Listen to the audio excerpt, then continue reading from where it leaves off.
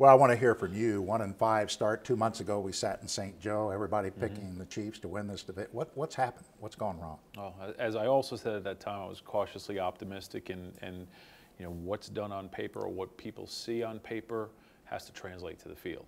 So you're right. No one expected this. No one wanted this, and that's where we're at. We're 1-5 right now, and you know, I worked for a coach at one point in time. Used to say, "You are what your record says you are." So right now we're 1-5. We're not a very good football team.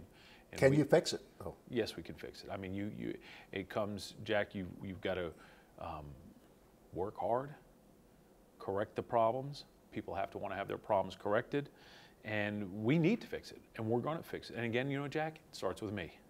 I mean, because we're 1-5, I'm the head of this football operation. Things need fixing.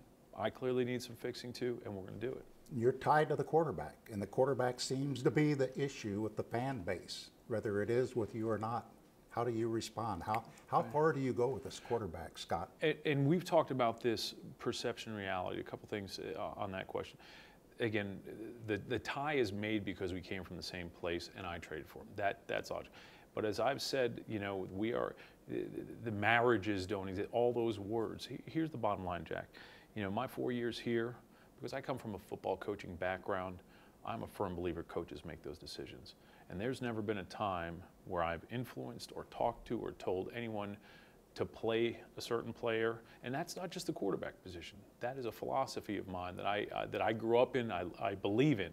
So those conversations happen, but at the end of the day, the coach makes the decision. The coach and the assistant coaches, they are the ones that make the decisions as to who's going to play, how much they're going to play, who's active on Sunday, who's not active on Sunday. You don't have input with Romeo on that?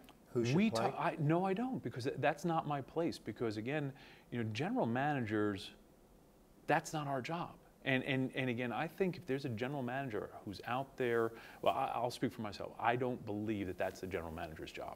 The general manager's job is big enough.